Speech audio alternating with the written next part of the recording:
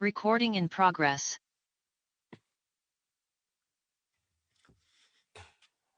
En nombre de Dios y de la patria, se abre la sesión. Señor secretario, ¿la cuenta? Sí, señor presidente, señoras y señores senadores, la cuenta. La comisión ha recibido las siguientes urgencias del Ejecutivo. Primero, discusión inmediata para las siguientes iniciativas. Proyecto de reforma constitucional que regula el estado de alerta para prevenir daños de infraestructura crítica. Este proyecto de ley se encuentra en comisión mixta. También hay un proyecto de ley que modifica el artículo 476 del Código Penal para incluir el delito de incendio en lugares destinados al culto religioso. También al proyecto de ley que modifica las leyes número 19.968 y 20.066 para incorporar una medida cautelar especial en favor de las víctimas de violencia intrafamiliar y facultar al tribunal en casos calificados a controlar su cumplimiento por medio de monitoreo telemático. Ese proyecto está en comisión mixta. El proyecto de ley de reforma del sistema de justicia para enfrentar la situación luego del estado de excepción constitucional de catástrofe por calamidad pública. También el proyecto de ley que modifica la ley 19.799 sobre documentos electrónicos, firma electrónica y servicios de certificación de dicha firma y otros textos legales que indican. Se ha hecho presente la urgencia suma para el proyecto de ley que modifica el Código de Procedimiento Civil para incorporar la medida precautoria de restitución anticipada de inmuebles en juicios de precario y terminación de arrendamiento y de comodato. También en el proyecto de ley que modifica el Código Procesal Penal con el objeto de permitir la utilización de técnicas especiales de investigación en la persecución de conductas que la ley califica como terroristas. En el proyecto de ley sobre el derecho de las mujeres a una vida libre de violencia. En el proyecto de ley que modifica el sistema registral y notarial en sus aspectos orgánicos y funcionales. También en el proyecto de ley que crea el Servicio Nacional de Reinserción Social Juvenil e introduce modificaciones a la ley 20.084 sobre responsabilidad penal adolescente y a otras normas que indica. También en el proyecto de ley que establece la obligación de las personas sin fines de lucro de informar acerca de los aportes que reciben. También hay urgencia suma el proyecto de ley que excluye los beneficios regulados en la ley 19.856 a quienes hayan cometido crímenes de carácter sexual contra personas menores de edad. Se ha hecho presente la urgencia simple para las siguientes iniciativas. El proyecto de ley que modifica diversos cuerpos legales para mejorar las garantías procesales, proteger los derechos de las víctimas de delitos sexuales y evitar su revictimización. El proyecto de ley que modifica la ley 19.968 que crea los tribunales de familia estableciendo normas especiales para la representación en juicios de adultos mayores, al proyecto de ley que determina conductas terroristas y su penalidad y modifica los códigos penal y procesal penal. También se ha hecho presente la urgencia simple al proyecto de ley sobre reforma integral al sistema de adopción en Chile, en el proyecto de ley que especifica y refuerza las penas principales y accesorias y modifica las penas de inhabilitación contempladas en los incisos segundo y final del artículo 372 del Código Penal. También se han recibido las siguientes iniciativas de ley para la consideración de esta comisión. Un proyecto de reforma constitucional en segundo trámite constitucional que modifica la Carta Fundamental para establecer por única vez un impuesto al patrimonio de determinadas personas naturales destinado al financiamiento de una renta básica de emergencia. También hay una moción de los honorables senadores señora Aravena, señores Castro y Chaguán, con la que inician un proyecto de ley para hacer posible la afectación de derechos sociales o acciones de una sociedad propietaria de un bien declarado familiar. También hay una moción de los honorables senadores señora Aravena y señores Castro y Chaguán, con la que inician un proyecto de ley que precisa la acción de precario. Oficios. Se ha recibido un oficio de fecha 4 de mayo de 2021 de la presidenta de la Comisión de Minería del Senado, honorable senadora señora Yasna Proboste, mediante el cual comunica que dicha instancia parlamentaria, en el marco del análisis del plan de descontaminación atmosférica para la ciudad de Calama y su área circundante, acordó solicitar a esta comisión, si lo tiene bien, otorgar mayor urgencia a la tramitación del proyecto de ley que sanciona delitos contra el medio ambiente. Comunicaciones. Se recibió la siguiente comunicación del honorable diputado señor Pablo Prieto, mediante la que solicita dar celeridad a la tramitación y aprobación del proyecto de ley que reforma el sistema de justicia para enfrentar la situación luego del estado de excepción constitucional de catástrofe por calamidad pública. Al fundamentar su petición, menciona la gran cantidad de diligencias judiciales suspendidas por aplicación de la ley 21.226 y la sobrecarga de trabajo que se verificará en los tribunales de justicia una vez que retomen su funcionamiento habitual. También hay una comunicación del señor Aikel Orellana, receptor judicial de la Ilustrísima Corte de Apelaciones de Santiago, mediante la cual solicita ser recibido por la Comisión en la discusión del proyecto de ley de reforma del sistema de justicia para enfrentar la situación luego del estado de excepción constitucional de catástrofe por calamidad pública. Plantea que su participación sería relevante para el perfeccionamiento de esta iniciativa, pues permitiría conocer la realidad de la actividad de los ministros de fe en terreno en el contexto de la actual pandemia del COVID. También hay una comunicación del representante de la Asociación Gremial Chiletec AGG, señor Francisco Sota, por la cual solicita audiencia en la comisión con el objeto de colaborar en ciertos aspectos que en su opinión no serían abordados de manera suficiente en la iniciativa que reforma el sistema de justicia para enfrentar la situación luego del estado de excepción constitucional de catástrofe. En particular, hace referencia a la necesidad de desarrollar a plenitud una tramitación electrónica de procesos judiciales que logre el propósito de hacerla más ágil, eficiente y contribuya a disminuir los costos de litigación. También hay una comunicación del presidente del Movimiento de Integración y Liberación Homosexual, Móvil, señor Gonzalo Velázquez, por la que solicita que se retome el estudio del proyecto de ley en el primer trámite constitucional que modifica diversos cuerpos legales para regular en igualdad de condiciones el matrimonio en pareja del mismo sexo. Asimismo, solicita ser recibido por la comisión una vez que se reactive su discusión. Y de la señora Giovanna Cosio, mediante la cual reitera su petición a la comisión para que se aboque a la brevedad posible el estudio del proyecto de ley en segundo trámite constitucional que dispone la suspensión por el periodo que indica de las medidas judiciales de embargo de bienes y lanzamiento en razón de emergencia sanitaria que vive el país. Señor presidente, señoras y señores senadores, esos son los documentos que figuran en la cuenta de la sesión del día de hoy. Gracias, secretario. Ofrezco la palabra sobre la cuenta.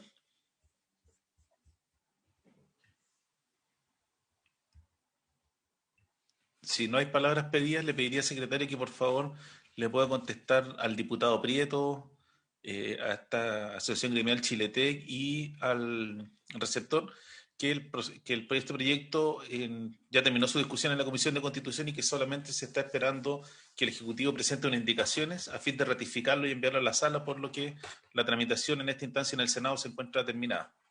Bien, presidente, así lo haremos. Gracias, secretario. Bueno, le damos la cordial bienvenida al ministro de Justicia, don Hernán Larraín y a don Héctor Meri. Y, señor secretario, el objeto de esta sesión. Sí, señor presidente y señoras y señores senadores. La sesión del día de hoy está convocada para escuchar al señor ministro de Justicia y Derechos Humanos, quien se referirá acerca de las razones y antecedentes que tuvo en consideración el gobierno para nominar como ministra de la excelentísima Corte Suprema a la señora María Teresa de Jesús Letelier Ramírez. A esta sesión ha sido especialmente invitado el señor ministro de Justicia y Derechos Humanos, don Hernán Larraín, y que viene acompañado por el jefe de la división judicial, señor Héctor Meri. Si le parece, señor presidente, la Secretaría puede hacer una breve relación sobre esta proposición que ha formulado el gobierno. Por favor, secretario.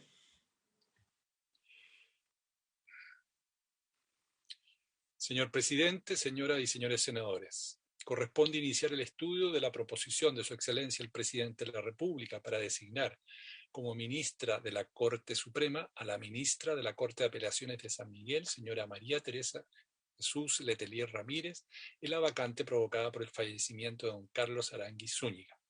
Cabe recordar que el artículo 78 de la Constitución Política de la República establece que la Corte Suprema se compone de 21 miembros, los que son nombrados por el Presidente de la República con acuerdo del Senado.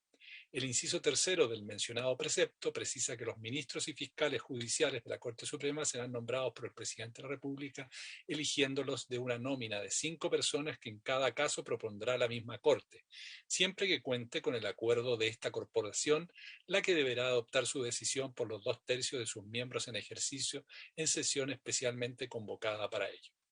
En conformidad con lo anterior, la Corte Suprema elaboró y comunicó la cinquena correspondiente al jefe de Estado, quien decidió proponer para ocupar el cargo de ministro de la Corte Suprema a la magistrada señora María Teresa Jesús Letelier Ramírez. En los antecedentes curriculares de la candidata se destaca que es licenciada en Derecho por la Escuela de Derecho de la Pontificia Universidad Católica de Chile. Se tituló de abogada el año 1973 e ingresó al Poder Judicial en el año 1980. En este poder del Estado ha desarrollado diversos cargos en calidad de suplente, interino y titular. En este ámbito destacan especialmente las siguientes tareas y funciones. Se desempeñó como secretario del primer juzgado civil de Puente Alto desde el año 81 en adelante. También como secretaria del octavo juzgado del crimen de San Miguel. También como secretaria del sexto juzgado del crimen de San Miguel. Posteriormente, como secretaria del primer juzgado del crimen de Santiago. Se ha desempeñado también en calidad de titular de jueza del séptimo juzgado de crimen de Santiago y también como ministra de Corte de Apelaciones de San Miguel, donde ha llegado a ocupar el cargo de presidente de la Corte de Apelaciones de San Miguel en el año 2012. Actualmente es ministra de dicha Corte de Apelaciones. Siempre ha tenido en sus calificaciones, en el desempeño de los cargos que ha desempeñado, una calificación sobresaliente. También quiero hacer presente a su señoría que a partir de los antecedentes que ustedes han recibido, que ha cursado estudios de perfeccionamiento académico y profesional en la Universidad Diego Portales, en el Instituto de Estudios Judiciales y en la Academia Judicial. De acuerdo con el procedimiento que regula esta materia, el gobierno ha hecho llegar los antecedentes que tuvo a la vista para hacer esta proposición, también la Corte Suprema, la Corte de Apelaciones de San Miguel. Ustedes han recibido los informes que sobre esta proposición y sobre la candidata ha elaborado la Biblioteca del Congreso Nacional y también se abrió en la página web del Senado el espacio para que los ciudadanos hicieran llegar sus observaciones sobre esta nominación. Se ha dado cumplimiento de esta forma, señor presidente, señoras y señores senadores, a las normas que regulan el procedimiento para que esta comisión tome una decisión sobre esta materia. La sesión del día de hoy está convocada para escuchar al señor ministro de Justicia y Derechos Humanos y la sesión del día de mañana para escuchar a la señora ministra, quien ha sido postulada para ocupar el cargo que había quedado vacante en la Corte Suprema. Eso, señor presidente, como la breve relación que hace la Secretaría sobre este punto. Gracias, secretario. Ofrezco la palabra al ministro de Justicia para que pueda fundamentar la proposición del Ejecutivo.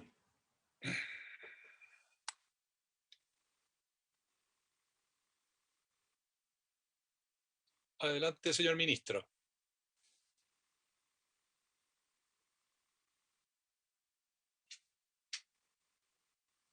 No tenemos audio. Ahora sí, ministro. Muchas gracias, señor presidente. Aprovecho de saludar también a las senadoras y senadores que integran esta comisión esta mañana y, por cierto, a quienes trabajan en la Secretaría de la misma.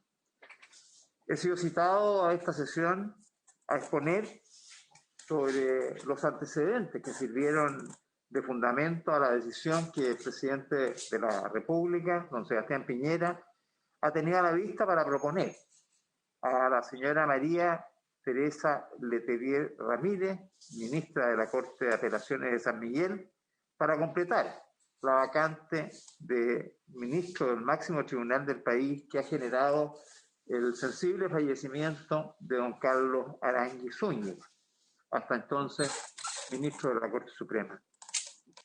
Esta audiencia se verifica en un momento en que nos aprestamos a iniciar un debate constitucional, para lo cual el pueblo de Chile acaba de elegir a sus representantes para redactar una nueva constitución. Resulta, en cierto sentido, imposible desentenderse de este contexto, de lo que ha sido en nuestra historia, la forma como se ha ido perfeccionando y delineando el ámbito de la Corte Suprema y del Poder Judicial, sin recordar el rol que los textos constitucionales han asignado a nuestro máximo tribunal a lo largo del tiempo, los que han ido generando claridad respecto de lo esencial y que ha permanecido durante estos casi 2 siglos. Así, el artículo 146 de la Constitución de 1823 establece que sus atribuciones, entre otras, son, comillas, proteger, hacer cumplir y reclamar a los otros poderes por las garantías individuales y judiciales, y en segundo lugar, conocer de las nulidades de sentencia de las Cortes de Apelaciones en el único caso y forma que señala la Constitución. Hasta aquí la cita. Posteriormente, el artículo 93 de la Constitución de 1828 estatuye, comillas, el Poder Judicial reside en la Corte Suprema, Cortes de Apelación y Juzgados de Primera Instancia, hasta aquí la cita, prosiguiendo el artículo 96 de dicho texto con una enumeración de competencias formales del Tribunal Supremo. El texto siguiente, el texto constitucional siguiente, es el de la Constitución de 1833, la que se refiere en su capítulo 8 a la Administración de Justicia, que es la misma denominación que va a utilizar posteriormente la Constitución de 1925, circunscribiéndose a proclamar en el artículo 108 que, comillas, la facultad de juzgar las causas civiles y criminales pertenece exclusivamente a los tribunales establecidos por la ley. Ni el Congreso ni el presidente de la República pueden en ningún caso ejercer funciones judiciales o abocarse a causas pendientes o hacer revivir procesos fenecidos. Hasta aquí la cita, enunciando así de modo explícito la independencia de los jueces en un precepto complementado con la permanencia de los jueces en su cargo durante su buena comportación, al tenor exacto de lo que establecía dicha Carta Constitucional, la responsabilidad de los magistrados y el señalamiento de que habrá en la República una magistratura a cuyo cargo esté la superintendencia directiva, correccional y económica sobre todos los tribunales y juzgados de la nación, con arreglo a la ley que determine su organización y atribución. Hasta aquí la cita. Resulta llamativo que la Constitución de 1833 no haya radicado estas últimas funciones de superintendencia directiva, correccional y económica en la Corte Suprema, sino que en la magistratura que fije la ley. La atribución del gobierno judicial es recién entregada al máximo tribunal en la Constitución de 1925, en su artículo 86, texto que además de definir la jurisdicción, reglamentar la inamovilidad de los jueces y su responsabilidad, configura pormenorizadas reglas sobre nombramientos judiciales, a la vez de entregar a la Corte Suprema la facultad de declarar inaplicable para un caso particular cualquier precepto legal que sea contrario a la Constitución. La Carta de 1980 recogió todos estos principios y preceptos, agregando reglas específicas sobre inexcusabilidad y el imperio, la facultad de imperio de los fallos judiciales, elevando a rango constitucional normas que hasta esa fecha tenían solo regulación en el Código Orgánico de Tribunales. Posteriores reformas permitieron introducir en la Corte Suprema a abogados extraños a la carrera judicial como magistrados en propiedad, a la vez que sustrajeron de su competencia la declaración de inconstitucionalidad de un precepto legal contrario a la Constitución, atribución que le fue entregada al Tribunal Constitucional. Para abordar el capítulo del Poder Judicial, el proceso deliberativo que está por iniciarse deberá poner atención muy especial sobre precisamente nuestra trayectoria constitucional, asegurando de modo explícito el rol tutelar que le corresponde a la Corte Suprema en materia de derechos y garantías constitucionales, su función esencial orientada a asegurar la aplicación justa e igualitaria de la ley a los casos particulares, a la vez que deberá sentar las bases esenciales de la judicatura, disponiendo lo que corresponde en materias de gobierno judicial o también en tareas no jurisdiccionales. Dicho de otro modo, aunque las palabras de la Constitución ya de las primeras no sean las mismas, las que dijeron la de 1823 y otras, hay ciertos principios que permanecen en el entramado institucional, las labores fundamentales definidas ya 198 años atrás: proteger, hacer cumplir y reclamar a los otros poderes por las garantías individuales y judiciales, y conocer de la nulidad o validez de sentencias de las Cortes de Apelación. Y ahí lo central, lo esencial, lo medular de la labor que siempre ha estado en manos de la Corte Suprema, que son labores jurisdiccionales. Otras tareas no jurisdiccionales son aquellas que a veces han estado en la Corte Suprema y otras en alguna otra magistratura que designe la ley. Al mismo tiempo, la Constitución que se apruebe deberá contemplar ciertamente mecanismos que permitan asegurar razonablemente quiénes deben ser elegidos o elegidas para conformar este máximo tribunal, y también asentar las reglas básicas para el nombramiento de jueces y demás auxiliares de la justicia. Mientras tal normativa no esté aprobada y definida, y mientras se encuentre vigente la actual norma, cabe al presidente de la República y al Senado efectuar los nombramientos de los ministros y el fiscal de la Corte Suprema con arreglo a lo previsto en el artículo 78 de la actual Constitución Política. En general, los poderes del Estado llamados a nombrar a los magistrados de la Corte Suprema han seguido criterios para seleccionar a los jueces y juezas que dan cuenta de su excelencia, sin perder jamás de vista que la independencia es un imperativo ligado a la esencia del correcto funcionamiento de la democracia.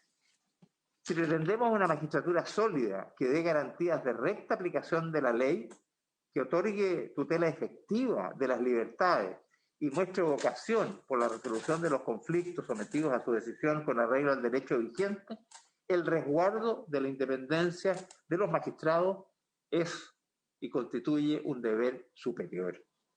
Para conceptualizar la independencia de los magistrados tenemos presente las condiciones a que se ha referido Miroslav Granat, profesor de Derecho Constitucional y ex juez del Tribunal Constitucional de Polonia entre los años 2007 y 2016, al comentar el artículo 178 de la Constitución de su país, señalando que tales condiciones son, comillas, primero, la imparcialidad respecto de quienes participan en el procedimiento. Segundo, la independencia en relación a los demás órganos o instituciones externas. Tercero, la autonomía del juez en referencia a las autoridades y demás órganos judiciales.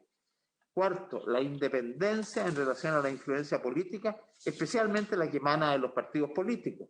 Quinto, la independencia interior del juez. Encontramos este texto en el libro Observaciones a la sentencia del Tribunal Constitucional Polaco del 24 de junio de 1998, publicado en las grandes decisiones de las Cortes Constitucionales Europeas en París del 2008. Sostener en consecuencia que el presidente y el Senado buscan para servir cargos en la magistratura a personas más afines a sus intereses es una equivocación rotunda, que además no considera que tanto el primero, el Ejecutivo, como quienes componen la Cámara Alta, están sometidos a permanente escrutinio de sus actos de decisión y sirven su cargo por periodos relativamente breves en comparación a los jueces, a quienes se les exige buen comportamiento o buena comportación, como decía la Constitución de 1833, para que los jueces puedan permanecer en sus cargos, lo que significa prácticamente la inamovilidad, ya que son pocos los jueces que son removidos por faltar a dicho precepto. Queremos hacer hincapié en estas circunstancias, pues como veremos, las sentencias y votos disidentes de la ministra Letelier, que hoy día presentamos a la consideración de esta comisión y por su intermedio del Senado, veremos que las sentencias y votos, a veces disidentes, de dicha ministra, nos hablan de su independencia, condensan una marcada vocación por los derechos de las personas y a la vez dan cuenta de un estricto apego al derecho para resolver conflictos jurídicamente relevantes. De entre las 5 opciones que ha propuesto la Corte Suprema, la quina que le corresponde elaborar, luego de seguir procedimientos internos para ello, si bien, como siempre, resulta difícil porque son nombres todos de condiciones óptimas, de excelencia judicial, el gobierno ha elegido en esta oportunidad como candidata a la ministra de la Corte de Apelaciones de San Miguel, doña María Teresa Letelier Ramírez. Su trayectoria, su compromiso con la tutela judicial de derechos y garantías y su conducta intachable desde una perspectiva ética la hacen merecedora con creces de ese nombramiento. María Teresa Letelier estudió Derecho en la Pontificia Universidad Católica de Chile.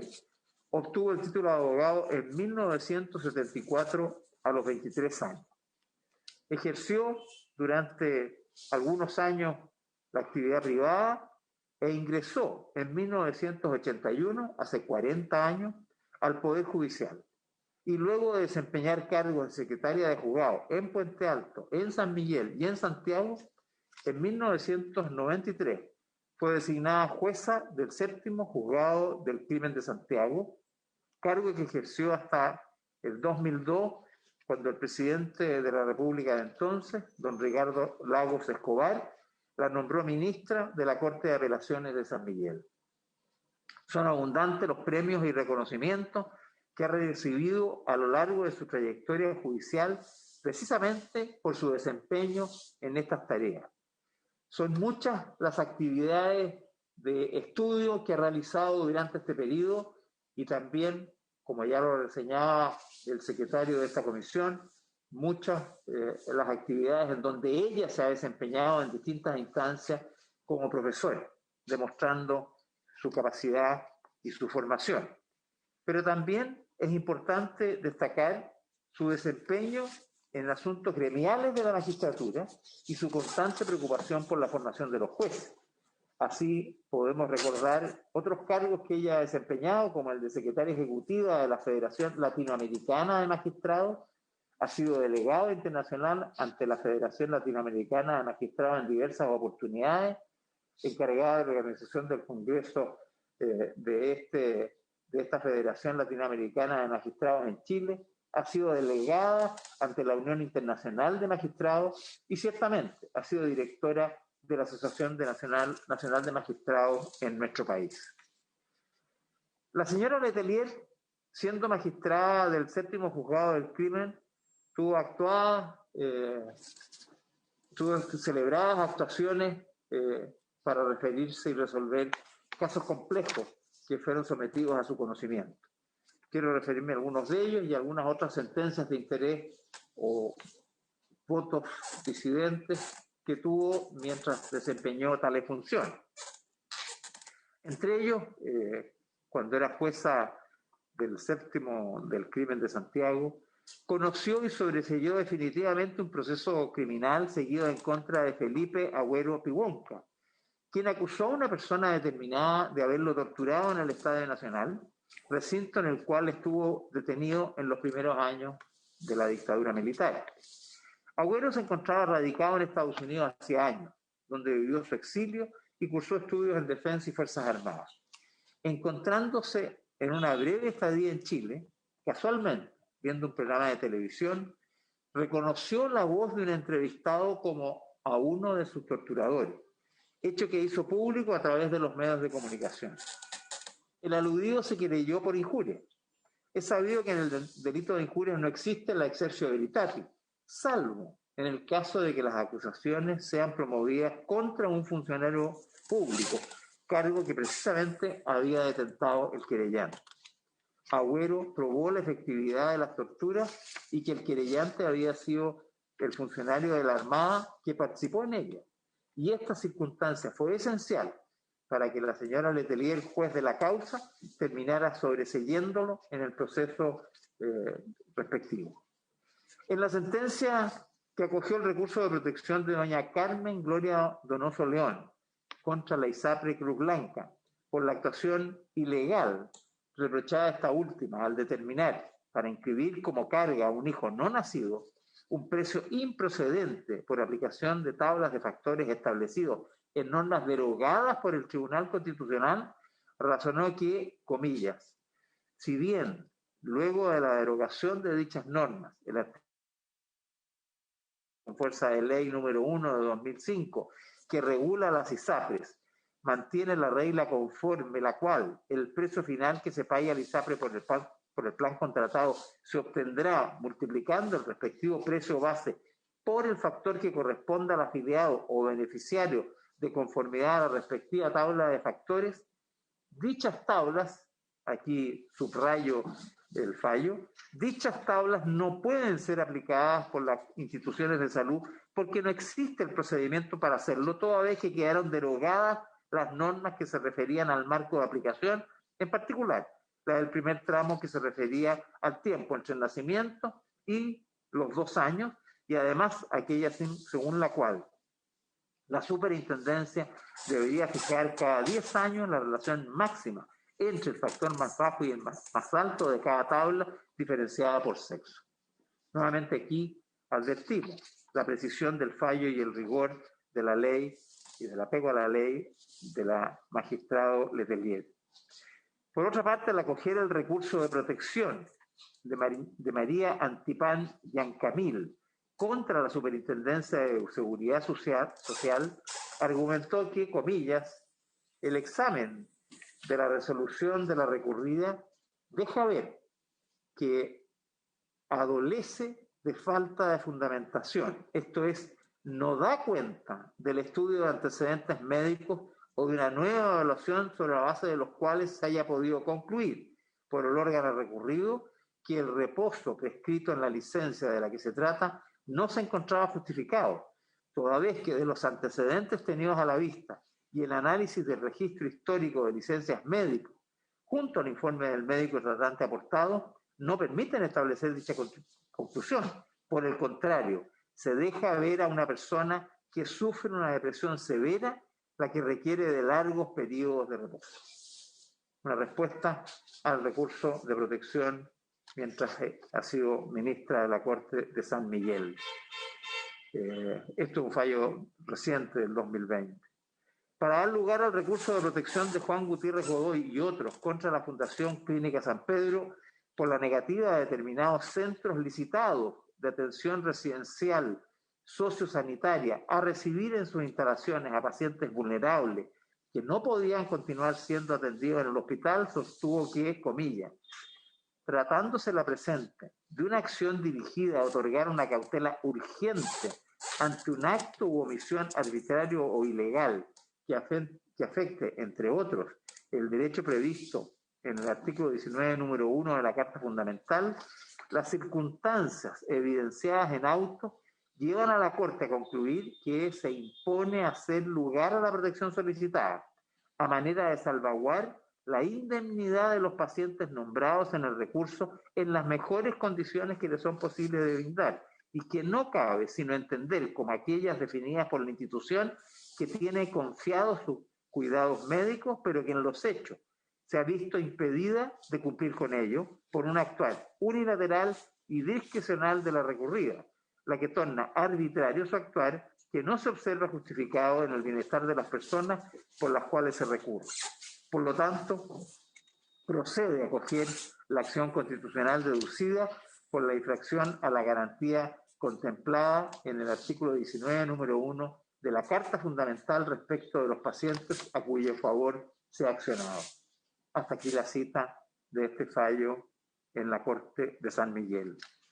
Sin embargo, por otra parte, la magistrada Letelier no entiende que el recurso de protección sea una vía procesal que se pueda invocar libremente al margen de procedimientos previstos por el legislador para resolver toda clase de controversia, como es la tendencia que han seguido últimamente muchos abogados, que para cualquier causa recurren de protección y no siguen los recursos ordinarios existentes en distintos ámbitos.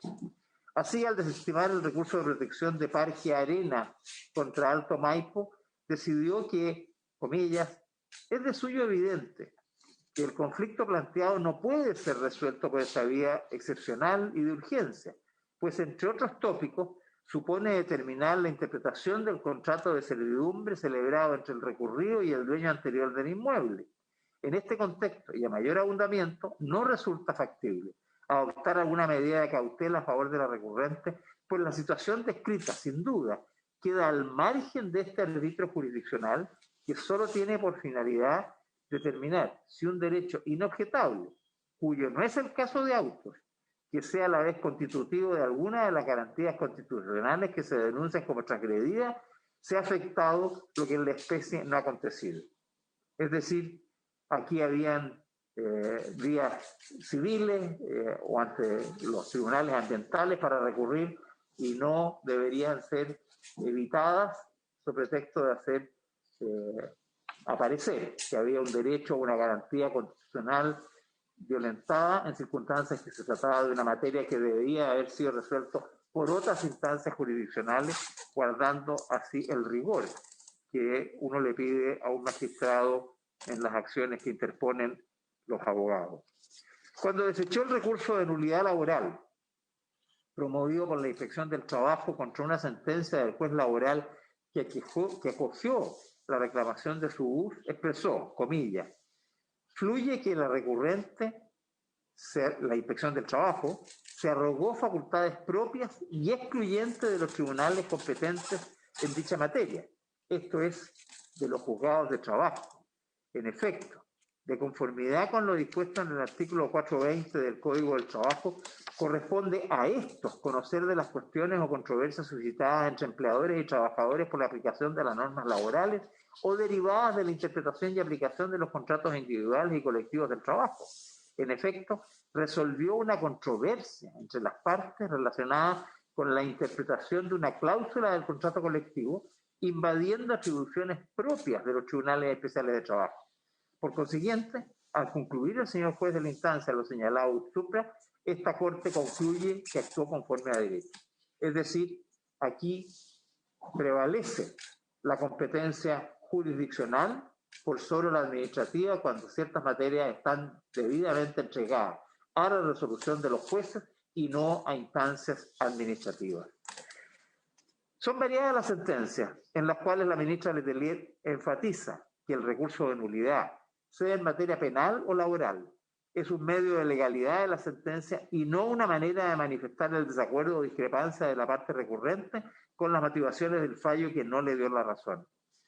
Así lo hizo la sentencia que desechó 6 recursos de nulidad, esgrimiendo diversas causales contra la sentencia del Sexto Tribunal del Juicio Oral en lo Penal de Santiago, que absolvió a los acusados Fernando Rego Galarza, Francisco Riquelme Lago, José Poblete Valverde, José Ormazábal Sánchez, Patricio Campos Tapia, Segundo Sanzana Barría, Carlos Bustos Hoffman y Jaime San Martín Vergara, todos funcionarios de Gendarmería, de los cargos formulados en su contra por parte del Ministerio Público y de los querellantes de ser autores de cuasidelitos de homicidio reiterado, homicidios reiterados por omisión, lesiones graves y menos graves en el doloroso episodio del incendio de la cárcel de San Miguel, fallo al que concurrió la jueza Letelier.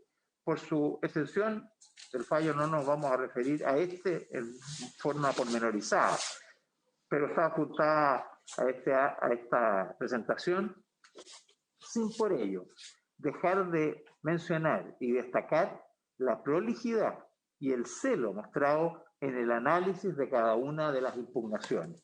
Es allí donde uno nota la calidad de la mano de un juez, de una magistrada, cuando en las circunstancias del razonar para determinar la ratio decidendi de una sentencia, utiliza la argumentación precisa y acabada que permita elaborar finalmente un pronunciamiento judicial. En fin, ya concluyendo, como ya lo hemos dicho en ocasiones previas ante esta misma comisión, la labor de los jueces, esto es, resolver las controversias aplicando la ley y el derecho, sometiendo su acción a la Constitución y a las normas dictadas conforme a esta, contener los excesos de los otros poderes del Estado y dar protección a las personas, haciendo valer sus derechos fundamentales, es crucial para el correcto funcionamiento de nuestro régimen político. Jueces de este talante nos permiten afirmar que la plena vigencia del Estado de Derecho en Chile se encuentra en buenas manos. Doña María Teresa Letelier es una jueza independiente, de larga y connotada trayectoria judicial, una mujer que reúne sobradamente los requisitos para integrarse a nuestro máximo tribunal, tanto por su sentencia como por su posición de liderazgo, quizás asumida involuntariamente a lo largo de toda su carrera. En consecuencia, esperamos y confiamos que el Senado de la República, actuando en el mejor interés nacional, apruebe el nombramiento de la ministra de la Corte de Apelaciones de San Miguel, doña María Teresa Letelier Ramírez, como la nueva y próxima integrante de la Corte Suprema de nuestro país. Muchas gracias. Gracias, ministro Larraín. Ofrezco la palabra si alguna señora senadora o algún señor senador quiere hacer alguna consulta al ministro respecto de la propuesta de la ministra María Teresa Letelier para integrar la Corte Suprema.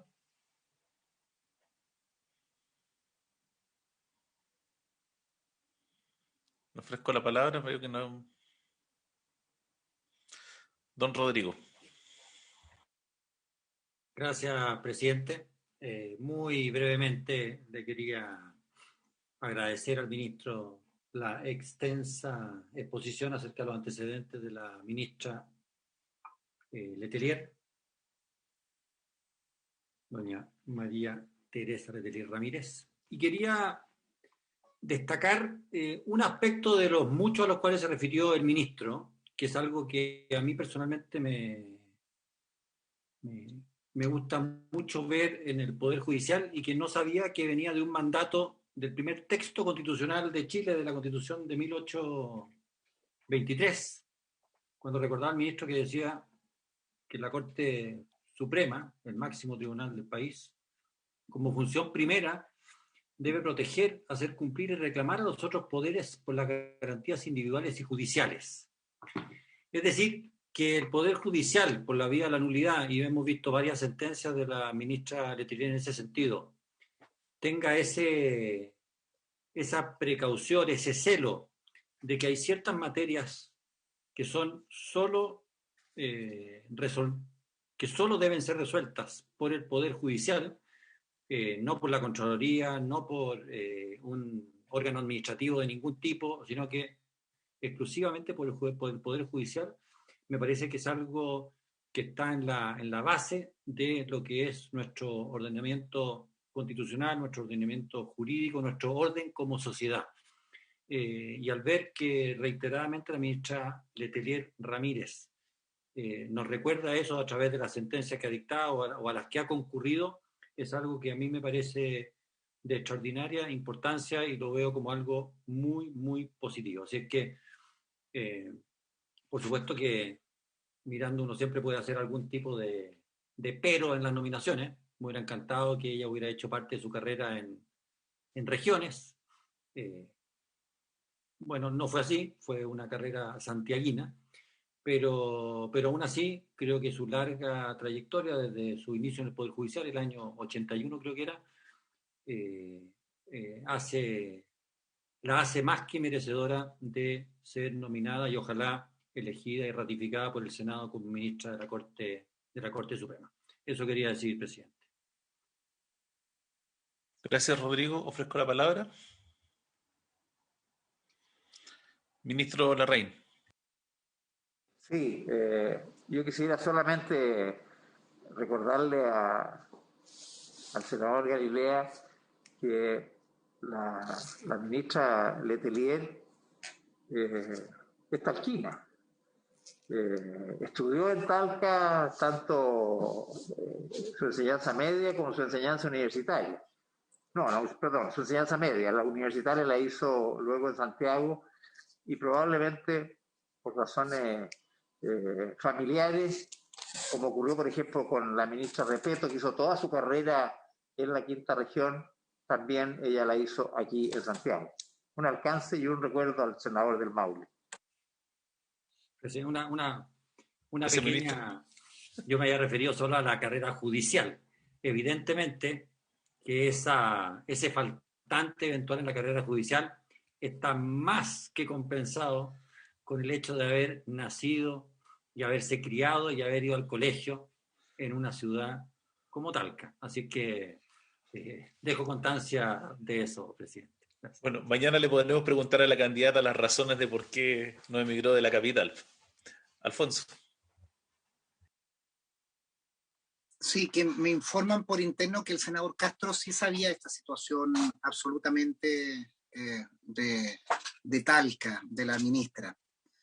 Y me lo decía por interno, que como alcalde, exalcalde estaba muy al tanto de ello. Dicho esto, ministro, yo creo que se ha hecho el proceso, yo valoro o respeto, adhiero al proceso como se ha ido seleccionando a los altos magistrados, y la ministra, usted hizo un nutrido exposición y hemos recibido las informaciones que nos llegan desde distintos fuentes de información, la Biblioteca del Congreso, el propio procedimiento que nosotros abrimos para esto, y creo que avanza. A mí me gusta, en primer lugar, que accedan al máximo tribunal más mujeres para poder generar efectivamente una paridad. Me gusta además hombres o mujeres que tienen una trayectoria. Uno puede estar no de acuerdo en todos y cada uno de los fallos de los magistrados, y es lo que sucede muchas veces en el ejercicio libre de la profesión, que hay triunfos, derrotas, pero creo que es bueno cuando los magistrados, y especialmente la Corte Suprema, con su jurisprudencia, van corriendo los límites, van avanzando en elementos de mayor democratización, de mayores derechos para hombres, mujeres, para el medio ambiente, para tutelas laborales, para situaciones de esa naturaleza, que yo creo que en el nuevo proceso constituyente también tiene que haber una discusión de cuál es la función específica de la Corte Suprema como un máximo tribunal, cómo vamos tal vez reforzando esa institución, donde vamos a proponer a la ministra Letelier. Me gustaría poder, seguramente cuando la tengamos presente, poder hacerle algunas preguntas puntuales. ¿Cuál es su visión respecto de la interrupción del embarazo, el reconocimiento de los pueblos originarios, la autonomía en materia territorial para determinados territorios, en materia medioambiental también, los principios preventivos? Pero yo creo que eso ya corresponde directamente a ella, como se lo hicimos a la ministra Repeto. Recuerdo que además siempre he valorado, porque teniendo desacuerdo o discrepancia en algunas de sus opiniones, de sus visiones de la vida, creo que ella dio una muy buena argumentación en su momento como magistrada de aplicación de la ley, o entender que también a nosotros nos corresponde como legislativo avanzar en leyes que el máximo tribunal la sancionará en los fallos, en los recursos que lleguen a su instancia. Entonces, quería resaltar eso para aportar esta discusión, y perdonar, ministro y colegas, presidente, de no haberme podido sumar antes. Hay varios procesos en curso en nuestros partidos políticos. Desde las 8 estábamos en comisión política del partido para tomar varias decisiones que son importantes, y por eso excusar un poco la conexión. Y Pancho al menos lo debe haber dicho, que acá en el sur, desde primera hora de la mañana, se había cortado internet a través de Telefónica del Sur, que es la compañía que principalmente funciona acá, y estábamos sin conexión. Pero eso, presidente, y me sumo a las palabras que se han dicho en esta sesión. Gracias, Alfonso. Ofrezco la palabra. Francisco. Bueno, presidente, sí. No, yo quería hacerle una pregunta al ministro de tipo general para conocer su opinión política al respecto. Porque, bueno, el fin de semana tuvimos elecciones que yo creo que cambió el escenario político que Chile había venido teniendo en los últimos 20, 30 años, digamos. Y evidentemente que esto abre una serie de interrogantes respecto de lo que vamos a hacer en los últimos meses del actual gobierno. Una de las características de este escenario que hemos tenido en los últimos años, en las últimas décadas, fue la conformación de dos grandes bloques políticos que alternadamente estuvieron a cargo de la jefatura del Estado. Bueno, eso hoy día ha quedado en entredicho, porque ninguna de esas grandes coaliciones hoy día tiene el poder de veto respecto de las modificaciones de la Carta Fundamental, y hoy día ya no existen dos grandes bloques, sino que existe un conjunto de otros actores políticos, lo cual nosotros que estamos en el Estado, el ministro en el Poder Ejecutivo, nosotros en el Legislativo, pero ambos haciendo política desde distintas competencias, no podemos dejar de considerar este escenario. Y es así como, por ejemplo, va a haber algunos proyectos estructurales que tendremos que tomar una decisión de qué vamos a hacer. Como por ejemplo, estoy pensando en el sistema de pensiones, estoy pensando incluso en el proyecto de aguas que nosotros habíamos adelantado bastante acá en esta comisión, pero que todo nos indica que desde el punto de vista político, estos van a ser grandes temas que van a ser abordados en la próxima convención. Estoy hablando de un par de meses más, digamos, una vez que esto se instale en el mes de junio, julio, no sé, y empiecen a trabajar durante gran parte del término de este gobierno, donde vamos a ver paralelamente el ejercicio del poder legislativo y el ejercicio del poder constituyente. Entonces creo que no es posible, digamos, soslayar este escenario. Entonces la pregunta para el ministro era su opinión al respecto y si en consecuencia los nombramientos que también estaban binominalizados en torno a estos grandes bloques respecto no solo de la Suprema, sino que el Tribunal Constitucional, el cual probablemente va a sufrir algunos cambios, me imagino yo, en este proceso, sino que también en otros órganos del Estado. Entonces, si vamos a continuar como si nada hubiera pasado y vamos a seguir, digamos, pensando que la realidad social del país no ha cambiado. Entonces, creo que esta es una reflexión política indispensable de hacer. Y por lo tanto, es mi pregunta al ministro una reflexión sobre esta materia. Gracias, presidente. Gracias, Francisco. Ministro. Gracias, presidente.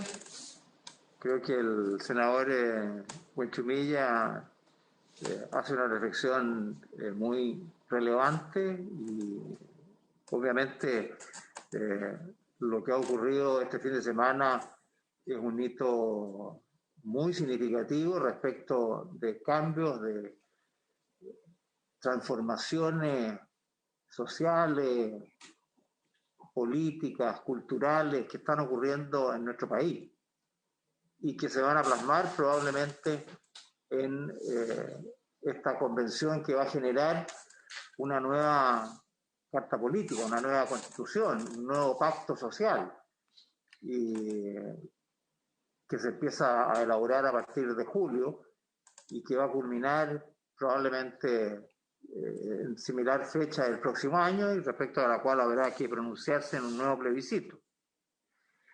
Ahora, ¿cómo continúa, entre tanto, la función legislativa y el trabajo del gobierno? Sin duda que lo ocurrido configura un contexto dentro del cual uno debe estar alerta de lo que está ocurriendo, porque siempre es importante sintonizar con el lineamiento que la ciudadanía nos va poniendo cada vez que se expresa a través de elecciones. Las encuestas ayudan a tener el pálpito, las pulsiones, pero no nos dan la voz ciudadana. Son las elecciones las que nos hablan y nos dicen por dónde va caminando el país o por dónde quieren que siga caminando el país. Ahora, respecto de las labores que nosotros tenemos que realizar en este intertanto, en estos meses que restan del actual gobierno, 9 meses y semanas, así como de la propia legislatura, de esta legislatura que termina simultáneamente con el gobierno. No podemos dejar de olvidar, sí, también que tenemos un mismo origen democrático, tanto los parlamentarios como el Ejecutivo, particularmente el presidente de la República, que han sido elegidos hace poco más de 3 años, 3 años y meses, que nos ha permitido desempeñarnos en nuestra función. Tenemos también que cumplir esos mandatos. Ahora, los criterios respecto de los cuales deberían seguir trabajándose, obviamente tienen que tener a la luz lo que está ocurriendo.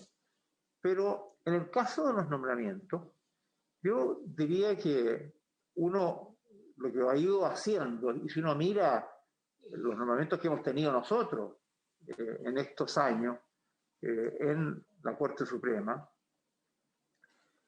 es difícil decir que corresponden a 2 miradas. Y en ese sentido, solamente para poder entender la expresión binominalizada que ha hecho presente el senador Buenchumilla, porque la verdad es que los ministros se mueven en un espectro bastante amplio dentro de su posición jurídica.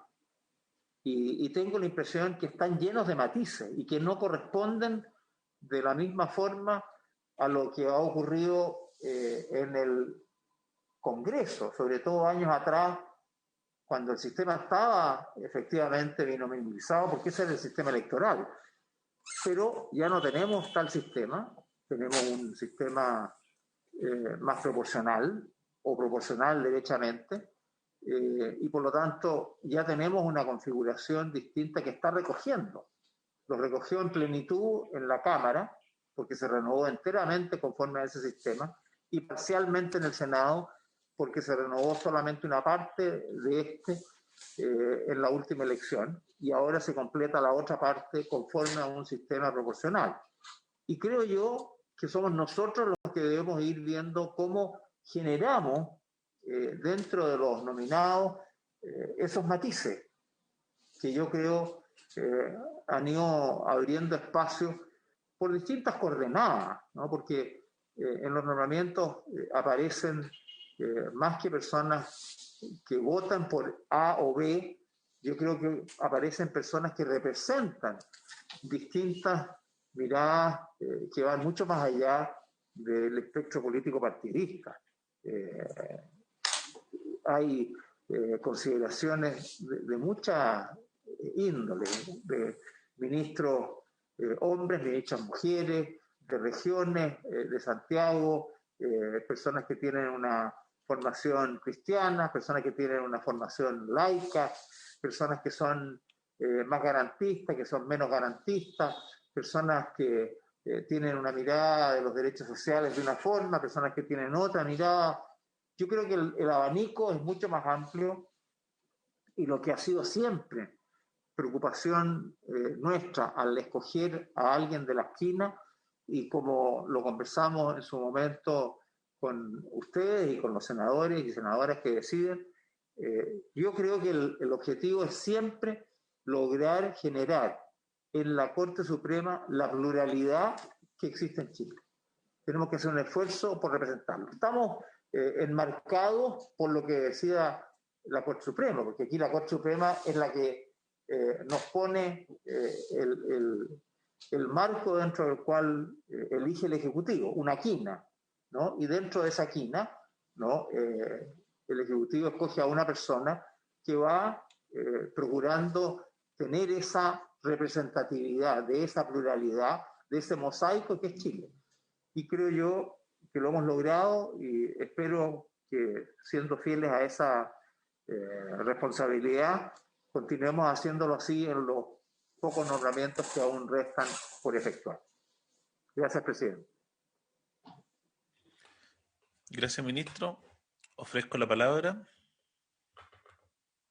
No veo palabras pedidas, entonces agradecemos la participación del ministro de Justicia el día de hoy, y en la sesión de mañana recibiremos entonces a la candidata propuesta por el gobierno, la ministra María Teresa Letelier. Y habiéndose cumplido el objeto de la sesión, se levanta. Somos jueces.